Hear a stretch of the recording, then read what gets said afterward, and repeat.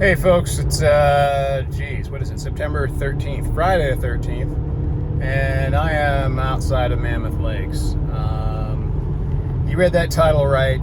I am doing Mount Whitney. Now, those that know me, subscribers, know that I hike and backpack to fish, and I'm not a peak bagger, but when a friend's got a permit to summit Whitney, you don't refuse. So I am headed to Whitney right now. I'm headed to Hot Creek first to redeem myself. I just got spanked by a bunch of fish on another stream, and I'm going to someplace a little bit more forgiving, and hopefully I'll be able to pick some fish up there. But yeah, so if you saw the title's not wrong. And if you're looking for how do I climb or summit Mount Whitney, this is not one of those videos. It's just going to be me doing my thing. So I'm treating it like any other hike. Those guys came out like 3 or 4 days ago, to get some proper acclimatization. I did not have that luxury. So we're going in just after midnight tonight, and I am driving up same day. That's not something that I would recommend. Mount Whitney is 14,505 feet. So yeah, by all means, best case scenario, you come I would say 4 days early. I know it takes me 4 days to acclimatize. Those people that are like, oh, I'm going up the night before to acclimatize. No, you don't acclimatize in 24 hours or coming up the night before. In my opinion, when I come up, there have been plenty of times when I've come up to Mammoth or to the Cottonwood Lakes, and I come up the night before and I hike in the next morning. I don't have any illusions that I'm acclimatizing. What I'm doing is I'm coming up at a time that's convenient, and I'm trying to get an early start on the trail. So I could have done that. I could have come up late last night, but as I get older, I just dread these late night slogs through the mountains. And so I figured, stay home, get a good night rest, which I got an okay night's rest. Take a nice relaxing drive up the morning of, do some fishing, get some early dinner, and then go down and hang out at the trailhead until it's time to go. So that's the plan. I'm heading to Hot Creek right now for some redemption, and then it'll be off to Bishop for some dinner, and then down to Whitney Portal. So I said I'm doing this with friends. So Mike from Outside with Mike invited me, and Rob from Rob Outdoors is also going to be there. So it's going to be kind of a Bay Area YouTube meetup. I think it's Mike's brother that picked up the permit, and I think they're going to be at least 9 or 10 folks. There are folks coming from all over the place. Some folks are coming in from Washington, if I remember correctly. So I imagine the way that it'll work, we'll probably break up into small groups and make our way up. If you know me, if you ever hiked with me, I'm a slow hiker. So I'm hoping to get this done in 16 hours. It's 21 miles and change, mostly up, I guess, and I figure maybe we'll average like a mile and a half an hour or something like that, and I just rounded it off to 16 hours. I don't know. In any case, I'm hoping to get back to the car by like 5 or 6 tomorrow, 5 or 6 p.m. that is tomorrow, and then I'll hop in the car and then I'll head home. The interesting thing right now is that Highway 395 is closed right above Bridgeport, which means that to get home from Lone Pine, the fastest way for me to go is is going to be to go, frankly, even if it was open, to get home from Lone Pine, the fastest way for me to go is through Bakersfield. How crazy is that? Now, for those that don't know California geography, I live near San Francisco, which is, on the coast, high middle of the state. Bakersfield is sort of, inland, low eastern portion of the state. So it's kind of crazy that I've got to go south to get north, but that's what I'm going to have to do. Now, some of you may remember that Mike attempted Whitney last year, and they didn't summit. They actually ended up rescuing some people, or being involved in a rescue. They had to, they found some people that were out of sorts, and they had to coordinate with SAR to get them down and out. So he and his crew got them down to a landing zone, and SAR was able to come in and pick them up and chopper them to the hospital or whatever. I'm not dead set on summiting. I've never been as high as 14,000 feet. I don't think I've ever been over 12,500. So we'll see. I don't really do well at altitude. So if I'm not doing well, then I'll just turn around and go back to the car and drive home. No harm, no foul.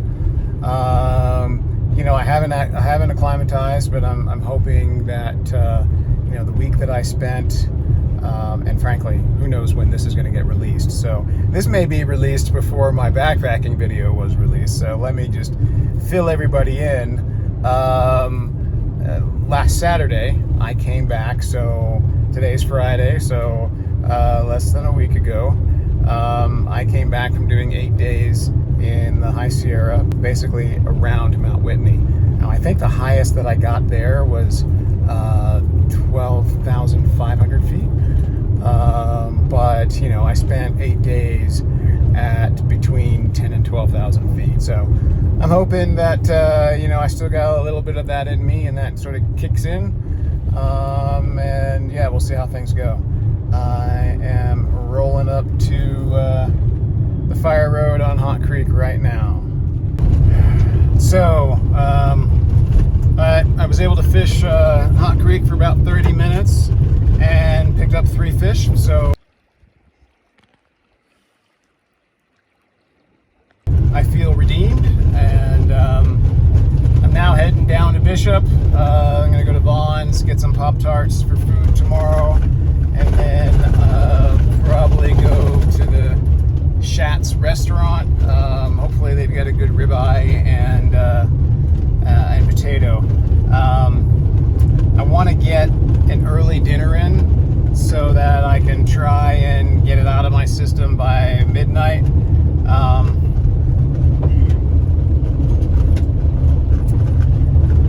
One of the things about Whitney is that after a certain height, you can't dig cat holes to relieve yourself in. So you've got to carry these wag bags. So basically, I've got 2 wag bags with me, and that should hopefully last for the 16 hours that I'm on the mountain. I really hope it doesn't take more than 16 hours. Yeah, so that's the plan. Early dinner, get it out, and then take a nap, and then get on the mountain at between 12 and 1. Well, that was a little disappointing. I went to Schatz Roadhouse for some ribeye, and I got there 45 minutes too early. So they don't serve ribeye before 5 o'clock. So I had to settle with a half Reuben sandwich, and which I was okay with when I ordered it, but apparently their Reubens have suffered from shrinkflation. Last time I was there and I got the Reuben, I got a huge pile of meat. This time, I mean, huge, like that high. This time it was like this high, and so it was basically mostly bread. So not really what I wanted to fuel tonight's hike on, but I guess it is what it is, and I'll have to make the best of it. I guess that's a lesson learned. I was going to go to the local Friole, and which is where I'd normally go, but I know myself. If I went there, I was probably going to fill up on chips, and I don't want to be all bloated with chips. So I decided to come down here instead. Next time, local Friole and a little willpower. So it's about 10 to 7, and I've just changed. Unfortunately, I forgot my belt. But Rod says that he has one, so hopefully I can wear his. Otherwise, it's paracord. I got the belt from Rod, and it's a perfect fit, which is nice. Gonna take a nap and get up, I guess at maybe like 12:15. Go to the latrine, and then yeah, then I guess we're going in. I guess we're going in at 1. I thought there might be a group of us going in early and then a group going in at 1, but I guess everybody's going to go in at 1. So yeah, I am probably going a little heavy. Originally I had packed my my fast pack, and then I've decided that I don't want to have all that weight on my back. So I've switched over to my Osprey Ether 38, which is a couple pounds heavier, but it's going to put all the weight on my hips. So I think that might be better for me in the long run. Because it is going to be 20 miles. So I don't know if I want to have all that weight on my back the entire time. Yeah, other than that, I don't know what else to say. I've got triple redundancy in my lights. I've got this. This was given to me by Emery, so this is really cool. I think this light lasts about 30 minutes though. But I've got my starting off with my Petzl now, and then I've got an extra headlamp in my pack in case that goes out. The Petzl now should last for close to 8 hours. It should, or at least should last for at least 6 hours. It has run out on me before when we backpacked out of Seki a couple years ago. It got to a point where it got really low. But the cool thing about it is when it gets low, it doesn't turn off. It just gets a really, really light, a really dim beam. So that's pretty cool. But anyway, I brought an extra headlamp. But like I said, I am probably going in a little heavy. I think when I weighed my pack, when I weighed the fast pack yesterday without water, it was about 9 pounds. And with water, it's going to be 5. And then I've thrown in a few extra things. So my guess is that the Osprey being a heavier pack, it's probably sitting at about 18 or 20 pounds. Apparently there's a scale up there, and I'll try to weigh it before we go. And yeah, in case you're wondering, I am going to be filming this whole thing on my iPhone. The iPhone does better at night in low light conditions than the GoPro, and we are starting off in the dark. So I figured that would be the way to go. Okay, so it's about 12:40 a.m. and I tried somewhat unsuccessfully to take a nap in my car. Yeah, I don't know. I don't know what to say about this. I've never done anything like this, so it ought to be interesting. A tripod, so I can just stick the Okay, here we are. We're all meeting. I guess there's 1, 2, 3, 4, 5, 6, 7, 8, 9, 10 of us. 11. If I count myself. You want me to grab it right now? Or just wait? Grab it now. Some folks have done this before. Some folks haven't.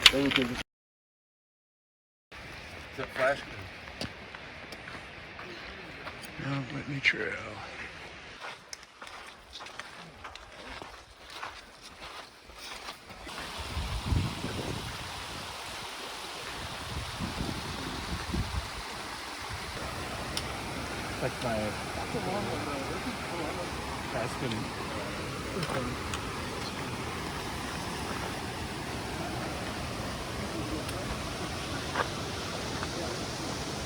North Fork of Lone Pine Creek. Oh, maybe you were in the bag.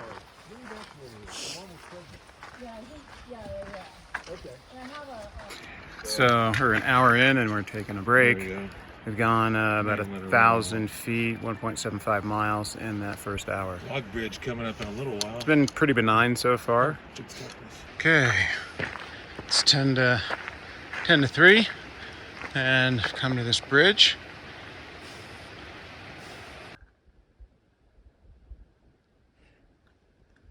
So I guess I go this way.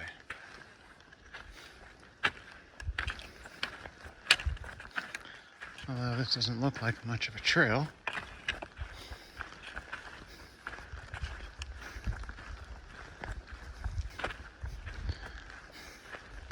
There aren't too many places to get off track on the way up, but I suppose this is one of them. I've separated myself a bit from the others, mainly just to keep my own pace. You know, I mean, if you've ever hiked with me, I'm a slow hiker. Hopefully I'm going the right way. I think I'm going to be good up to about 10,000 feet, and then I'm going to slow down, so they'll catch up with me. I've never been this high, so I'm feeling pretty good though. A lot better than I normally would at sort of 9.5. Entering the Whitney zone, special permit required for all hikers, day and overnight. Okay, going the right way. So normally I wouldn't separate myself, but we've got such a big group and so many diverse abilities. You know, we've got the super ultra folks in the front, and you know, me in the middle, and then the folks behind me. Mike's brother is an ultra runner. He's a double ultra runner. He likes to run the 250s. So, you know, I'm feeling comfortable out here in no man's land. If something happens, I'll just stop and wait for them to catch up. Now, it's funny. You know, one thing I can't do is run and hike and talk, you know, especially at altitude. I'm just not that guy. You know, they're like, you know how they tell you, well, how do you know when you're in the aerobic zone? Well, you should be able to talk. No. When I'm aerobic, when I'm not walking, I can't talk. It's that simple. No slow twitch muscle fibers. It's all fast twitch. So, yeah. I either hike or I shut up. There they are down there, those lights. So they're not too far from me, and I knew they'd catch up. I'm keeping a mellow pace. Now we seem to be going around some ridge to get around this bluff. And I just saw the headlamps of the others ahead of me. No idea how far ahead that is, but gotta imagine it's pretty far. I don't know, looks like they're hanging out. Now you can't see anything, but every once in a while I stop, turn off my light, and look at the stars.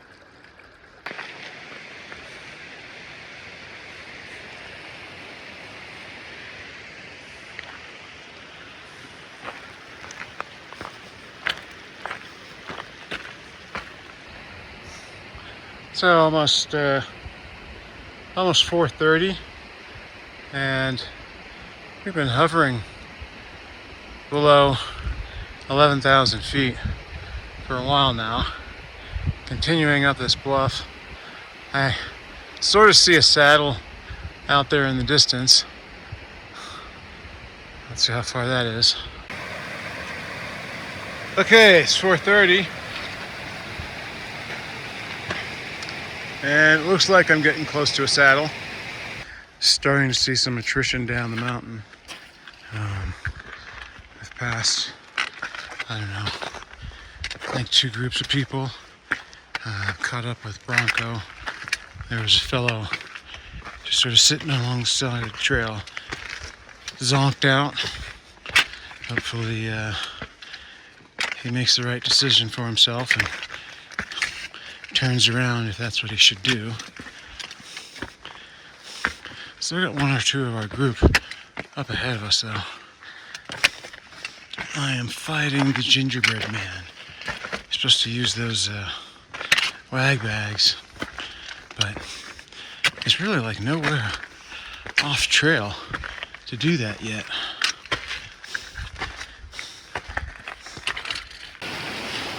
This is kind of cool, a little rock bridge over this creek. So it's 5:21. Strava says 7 miles. Broncos dropped back, so I think there's just me and somebody else, or maybe 2 other people up ahead. I'm at 11,500 feet. I'm still feeling pretty good. Earlier on, I wasn't feeling great just because I was trying to match everybody else's pace. But, as long as I'm able to go at my own pace, everything's fine. So early on, I was walking faster than would be normal for me. And now that I'm walking at my normal pace, I'm feeling pretty good. I see 1, 2, 3, 4, 5 lights ahead of me.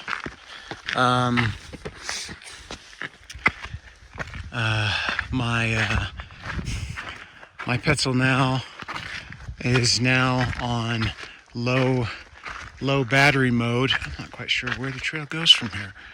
It obviously goes up, but how? It's on low battery mode, which is fine.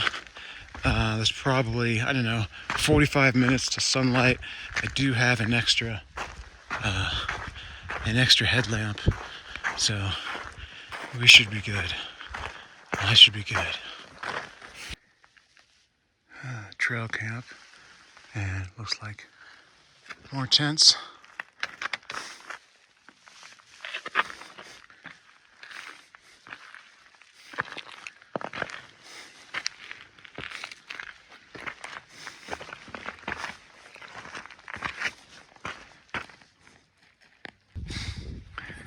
Six a.m. Light enough to get some footage of dawn. Got some folks behind me that are camping at that campsite just below, and they're about to catch me. I'm starting to cramp, and I don't have any salt, so that's not great news. This whole cramping thing is new to me, and it's unfortunate.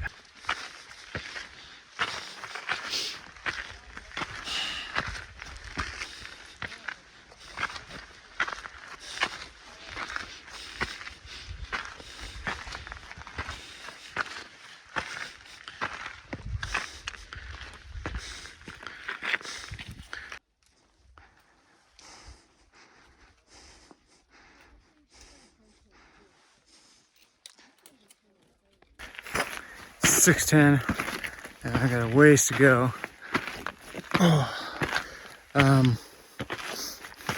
Starting to cramp. I didn't bring any salt. This cramping thing is new to me, and I'm just not prepared. So hopefully it doesn't happen. I was gonna stop at 6:30 and have my sandwich, but I think I want to get up over this bluff first, and then maybe sit and eat. Maybe the salt in my sandwich will help. I don't know. It's beautiful though. At this point, I'm not sure where the others are. They may have stopped to help that guy. He looked like his soul had been sucked out of him. In retrospect, I probably should have stopped and asked him, you know, what his name is, what day it was, who the president was, to see, you know, if he was all there.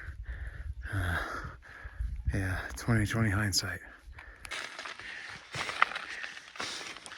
Coming up to a fence, which means must be getting sketchy.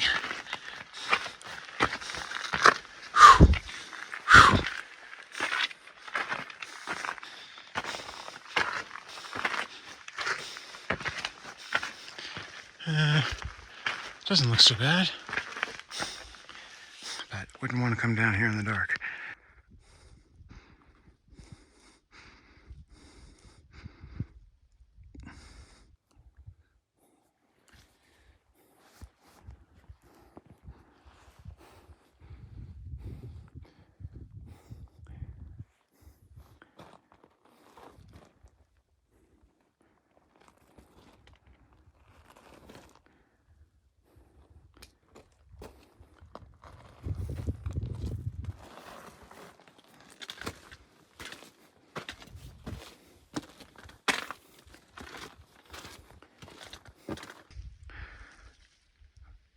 Well, it's taken quite a long time to get from that last camp to the top.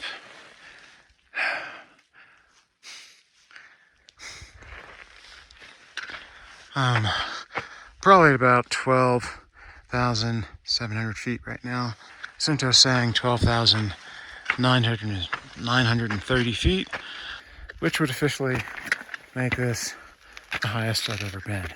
I think the highest I've ever been was 12,892. So yeah, higher. So see what new adventures await us at this altitude. Okay, getting close to the pass. And then from there, I think it's a mile.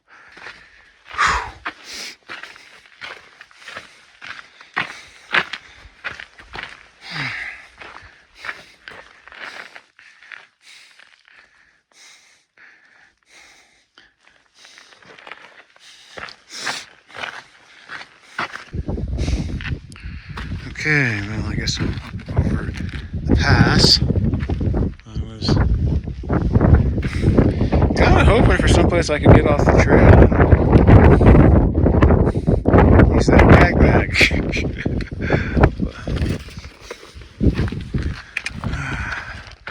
What do we got here? Entering Whitney Zone, trail crest, special permit required.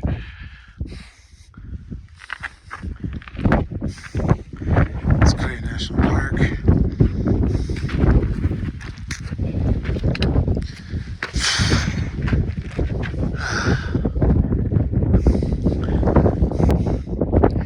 Entering Sequoia National Park, Trail Crest, and John Muir Trail. Pets and firearms prohibited.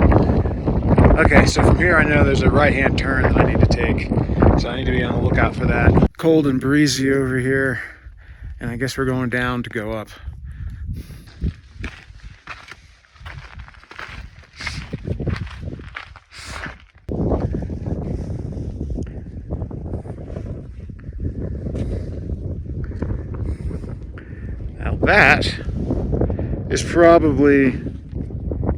That's probably the valley that Roger and I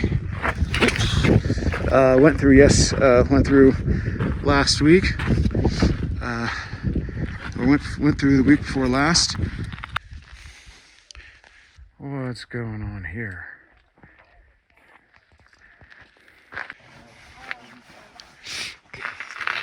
Folks are dumping their gear and their packs and stuff. I'm a glutton for punishment, so I'm gonna carry mine up. So it's 1.9 miles to the top, which means it's gonna take me another hour. I'm gonna have to stop somewhere and eat. I guess I'll hold off on my sandwich till later. Now, without looking at the map, I think that's Right Lake. I don't remember what the others are. Okay, I guess we're going around that corner. Yeah, don't trip and don't drop your phone. Okay, so that must be Guitar Lake, and that looks a lot like the lower lake that we were on last week.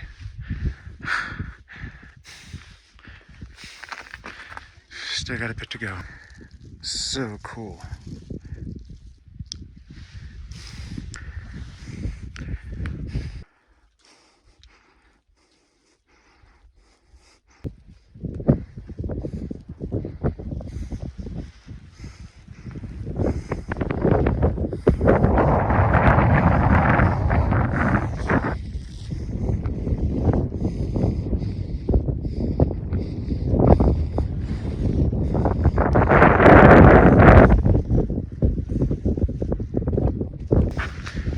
Almost an hour, still not near the top.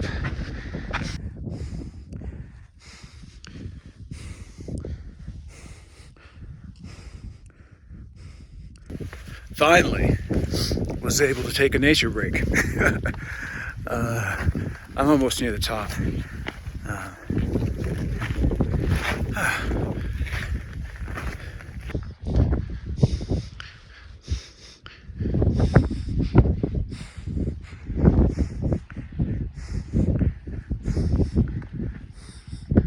Getting close. Not quite there. There were a bunch of, when I was using the wag bag, there were a bunch of people that passed me. I don't see any heads yet, so may look close, but it's not. There it is.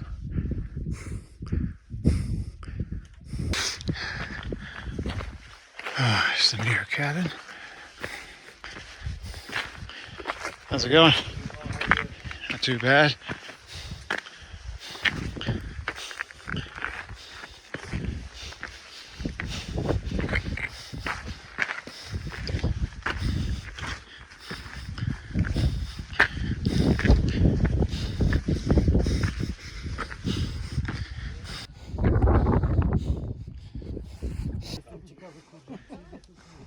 Oh, don't do that.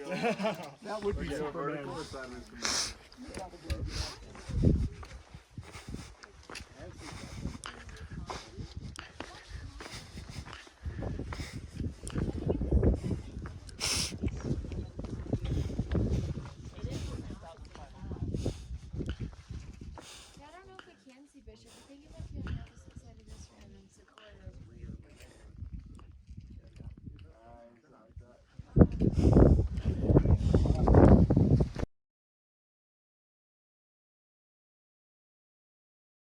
So I made it roughly, I think it was 8 hours, 40 minutes with a bathroom break. I'm gonna hang out and have some lunch. Wait for the other guys to see if they're close. Walk over to the edge and see if I can see where we were camping the other week. Real interesting going here. Sand, talus, rocket, jagged. The edges are a little iffy, but yeah, you know, it's hard for me to tell.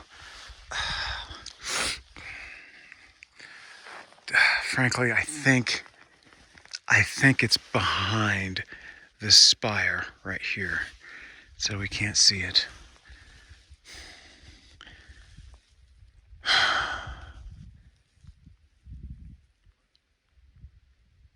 Yeah, Yeah, although that could be that right there could be the lower lake.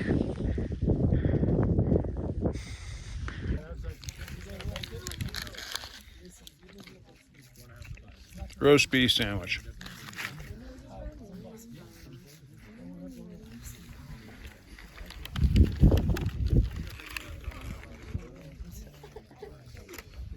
Top of the contiguous United States. 14,505 feet.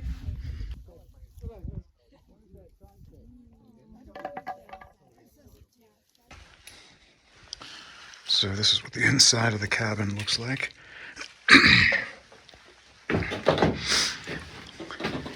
Yeah, definitely not the place you want to be during the lightning storm. Lots of graffiti. Nice little bench. Okay, I've been up here about 30 minutes. There's no telling how far back the other folks are, so I'm gonna start heading back. They're probably wondering where I am. Mark's friend who ran up here, she ran down as I was using the wag bag, so she didn't see me. So they all think that I'm between she and them, and then she's gonna be like, she didn't see me, and they're gonna probably be wondering, where's Jim? What happened to Jim? So anyhow, it's what is it, 10:15? So I don't know. Is it gonna be 8 hours back? Is it gonna be 6 hours back? I guess we'll see.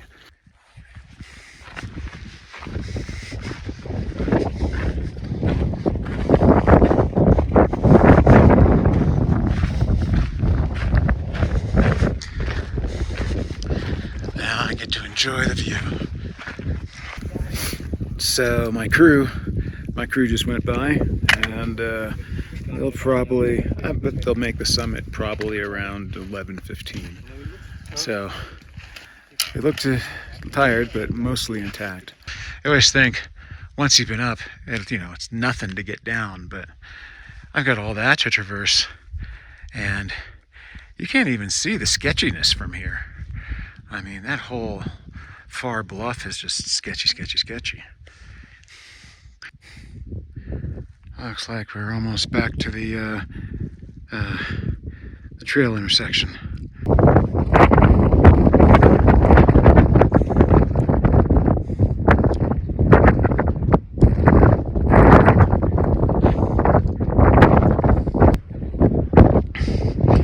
Okay, back up over the pass. Okay, it's all downhill from here.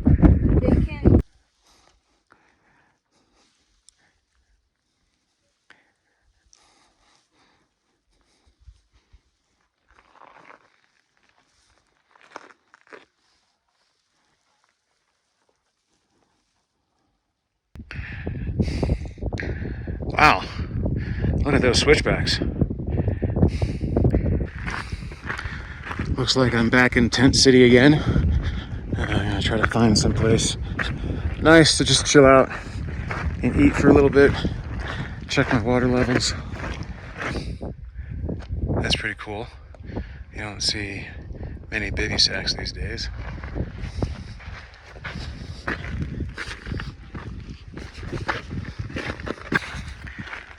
They also got some pretty hardcore windbreaks here as well. This is the third set that I've seen. Doesn't look like I'm going to be given any views of the lake that's on the other side of that rock. And I don't feel like climbing the rock, so I'm just going to hang out here next to the trail and eat for a little bit. I've got roughly 3/4 of a liter left, which is interesting because I haven't been drinking that much, but I've been staying pretty hydrated, maybe because of the cool weather. I've been out now for 12.5 hours. Strava's saying 13.4 miles, which I know is probably wrong because when I was up at the top of the summit, it said 8 miles and change, and I know it's supposed to be 10 miles. Strava has a really hard time with vertical mileage gain. So if you're doing switchbacks or if you're climbing, it doesn't handle that well. Yeah, so I guess I don't need any water right now. That's interesting because normally I would have had to have filled up by now. But you know what? Urine's the right color, and I'm feeling okay, so I'm not going to complain. I'll sit here a little bit and eat the rest of my sandwich, and then hit the trail. What time is it? It's about 1:40. So let's just assume Strava is accurate. If Strava is accurate, it's 20 miles round trip, or almost 21 miles round trip. Then that means I've got 7 miles left, which means that I could get back to the car by 4 o'clock, maybe. Probably 5. We'll see. It's funny. The entire way up, I thought the guys were just right behind me, and that I was looking for a place to just sort of sit and chill and eat my sandwich, and I figured they would catch up. But as I was going up, I couldn't find any good places. And then, once I got close to the top, I'm like, okay, well, I'll just wait until it's light out, and then I'll find a place. Well, there were no good places once it was light out, except for the summit. But yeah, I mean, even when I went to the latrine, I saw a bunch of people pass me as I was using that wag bag, and I figured the guys were among that group. So I was kind of surprised when I got up to the top and they weren't there. So this is what it looked like coming up in the morning. I really couldn't see it that well. Whoa! I don't want to twist my ankle on that.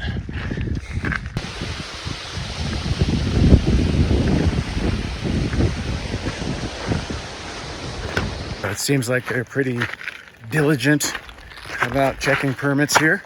I had my permit on my phone, but Matt gave me a paper permit, and I was able to whip that out pretty quickly and have him check it. I need to pump water, but I want to get a little mileage under my belt first.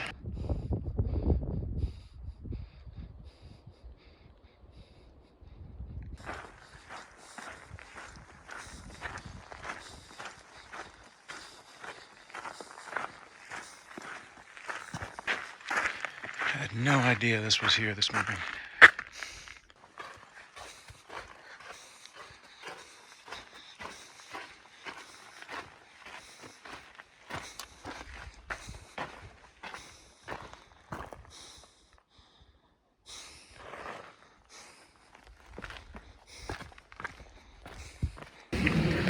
Trying out my new filter.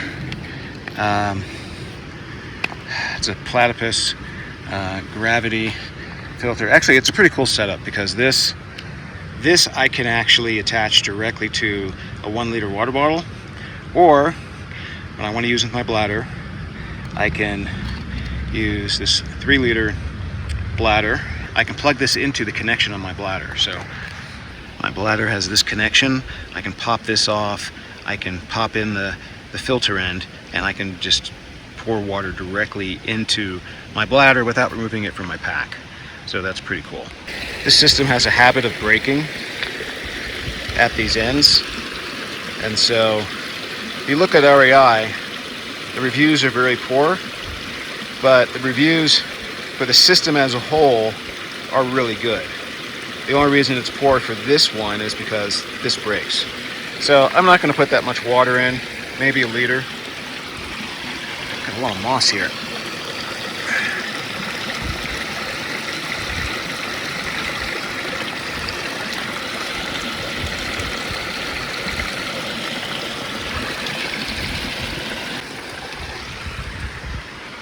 So I think that's going to be enough to get me back to the car. And that just screws right in. Pretty simple. First thing I'm going to do is run some water through it. I probably should have gotten a little more water since I'm going to do that, but I want to get the air out of the tube. So once I get the air out of the tube, I'll lock this down and I'll connect it. Okay, now I've snapped it in. Let's see how it does. Let's remove the lock.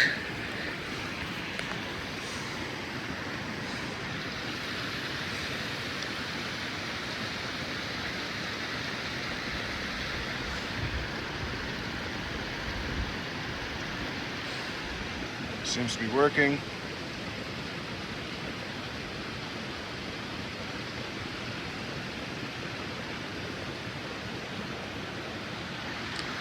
Probably didn't get enough air out of there.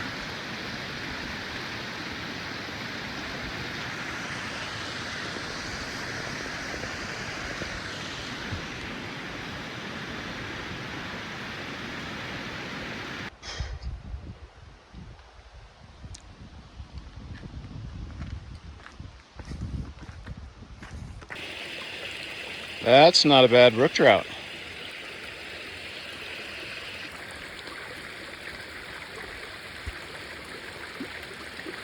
Yeah. Good thing I turned around. This is what I missed this morning.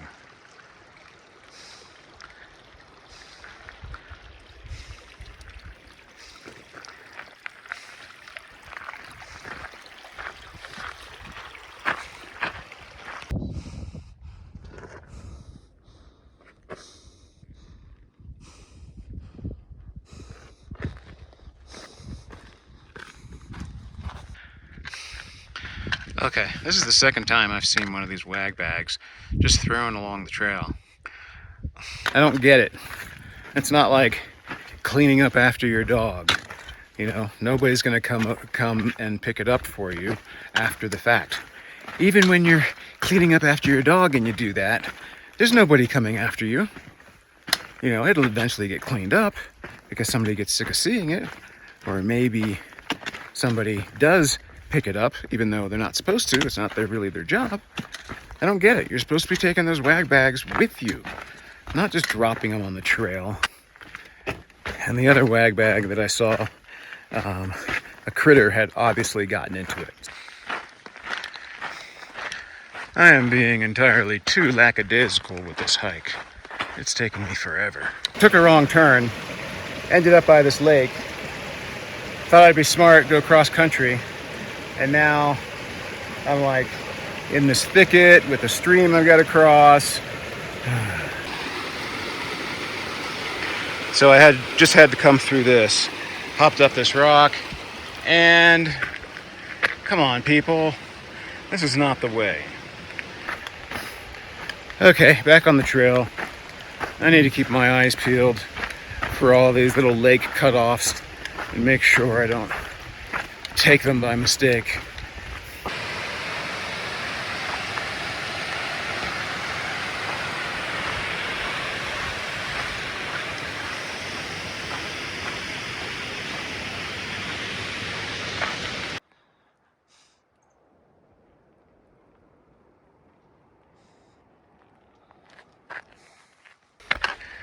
Okay, still heading down the trail towards the road. I better be there by 5 o'clock. Oh, okay, it's 5 o'clock. And I'm not down, even though I tried to double time it down this trail. Which means I have to eat more trail food. Which this time is going to be a Pro Bar because I'm out of the gels and I've already had 2 packs of Pop-Tarts and I don't have any sandwich left. But these Pro Bars are 300 calories, which means that I usually eat half of one the first hour and the second half the second hour. It's not going to take me 2 hours to get back to the car. So I'm going to have a half-eaten Pro Bar in my pack. Do you know how many half-eaten Pro Bars I have in my pack at the end of the year? It's pretty ridiculous.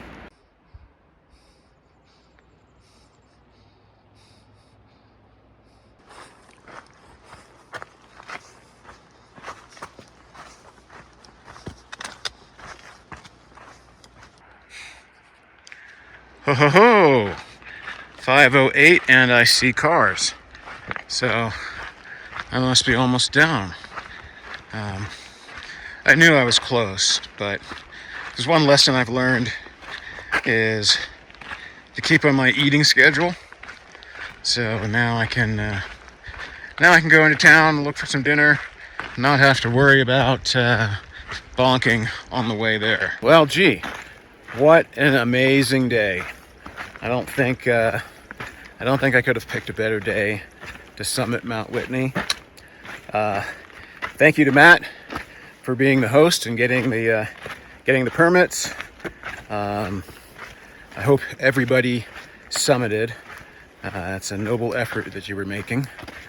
Thank you to Rod and Mike. Sorry it didn't quite end up being the trip that I think we all thought it was going to be. But we can rectify that later, either locally or out here sometime.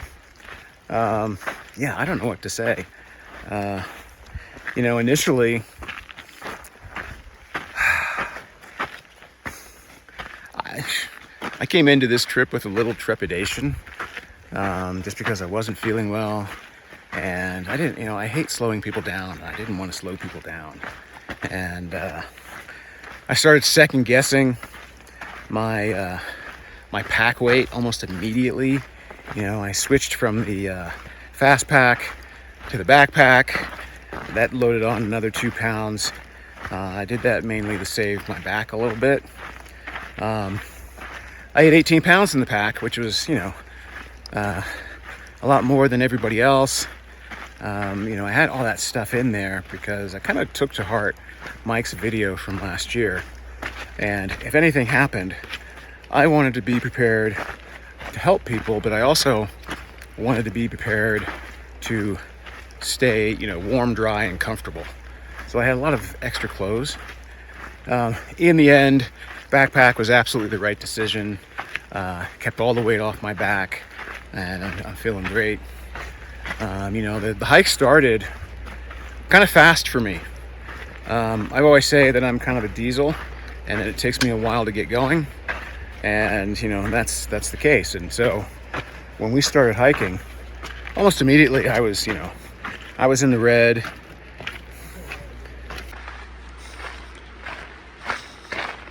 Here's the trailhead. I didn't really look at the interpretive display.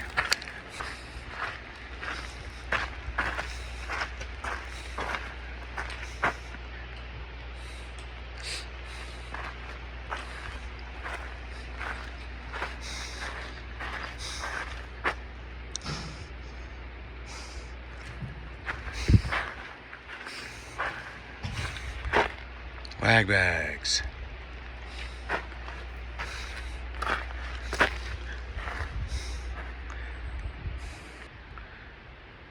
This is the proper placement of the wag bag.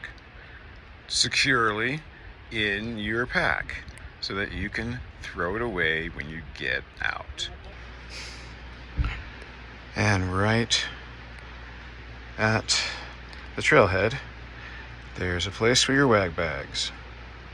Hey everybody, so it's a Thursday after the trip. I got interrupted as I was filming my closing soliloquy. I don't know what else to call it. And I didn't finish up when I got to the car. I kind of lost my train of thought. You probably wouldn't think it, but despite as many videos as I have on the channel, I still get a little self-conscious when filming in public. So I didn't get that finished, so I kind of wanted to finish it now. I don't know what to say about the trip. It's funny because on the way down, I had all this stuff in my head that I was going to say when I got to the car. And then, of course, when I got to the car, I just sort of forgot all about it. I guess thanks again to Matt and Mike. Without those two, the trip wouldn't have been possible. Thanks again to Rod for being there. I think what I was trying to say earlier was that I think I don't know what their expectations were, but I think at least my expectation was to go there and just kind of hang out with Mike and Rod. I had completely and totally planned to stay with the slower group because, you know, usually I'm the slower group. And yeah, that didn't happen. And, you know, that was a pretty big surprise to me. And I think the only reason that happened was because, you know, when the group started out, like I said, I was in the red immediately. I'm not a fast walker. And even though the pace they were going was fairly kind of slow, they were walking pretty fast, you know. And it's just faster than my normal pace. And I went into the red immediately. I can remember looking down. Rod was in front of me. I was at the back. And I can remember looking down, and Rod was taking like 2 steps to my every one. I had started limiting my pack weight and the fact that I had kind of gone heavy. And then, you know, we had, you know, during one of our stops, I was in the back and the group stopped. And by the time I caught up with them, you know, the guys ahead, it was Matt and whoever was setting the pace, started hiking again. And so I ended up right behind the pace setter. And then, you know, for whatever reason, he just turned to me and said, "Hey, do you want to go ahead?" And I did. And, you know, he ended up dropping back. Matt ended up dropping back to see how he was doing.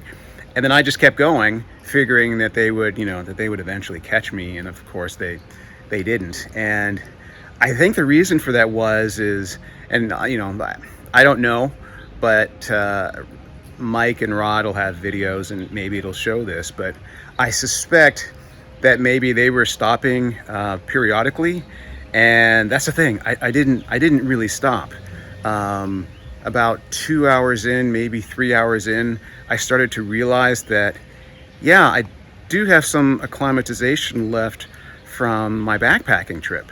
And so I was able to basically just keep going without any prolonged stops. You know, I had planned to stop because I had that sandwich that I wanted to eat, but I didn't really find any place to stop until I got to the summit. So I think that's all it was. I don't think I was going any faster than anybody. I just think it was the fact that I just kept going and didn't stop. It turned out that I knew there were people ahead of me, and it turned out that there were at least 3 people in our group ahead of me. I don't know how everybody topped out. There was a sign-up sheet actually, or sign-in sheet at the top of the mountain, which I didn't even notice. You know, I mean, I'm the kind of person that when I go to places like that, you know, I went to the cabin, and you know, I go to the cabin, and my mindset is to just leave it alone. You know, not poke around, not, you know, just kind of look around and see what there is to see, and then leave. But apparently there was a sign-in sheet right there at the cabin in that big metal container. If I had just opened it up, I would have seen. So I didn't get to do that. You know, I saw one woman in our party as I was on the wag bag, but the others, you know, I didn't know anybody well enough that I would have recognized them on the way down if I had passed them. So yeah. So yeah, it was a really, really fun trip. I don't know if I would do it again. I mean, I had so much fun that, you know, the draw is there to do it again. And I can see the draw of peak bagging. You know, I've always been a person that, you know, I set an objective for myself and I follow it through. And, you know, that's all last Saturday was we had the objective to get to the top. We got to the top and got back to the car.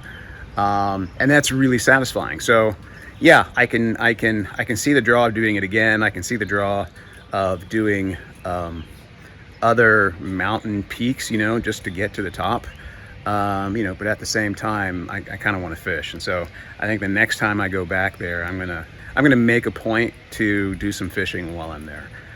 So yeah, I don't know if I ever go back to the top of Whitney, but I will definitely go back to Whitney Portal, and I will definitely head up to some of those lakes and get some fishing in. So anyway, with that said, I hope you've enjoyed the video. If you followed along and you're hearing this, thank you for watching the entire thing. That is a rare thing. I mean, it's funny. I was having a discussion the other day about YouTube and how the videos work, and you know, the majority, I mean, the number of people that actually get to this point in a video is very small. So if you're one of those people, thank you for that. I hope you enjoy the content on the channel. And thanks for coming along.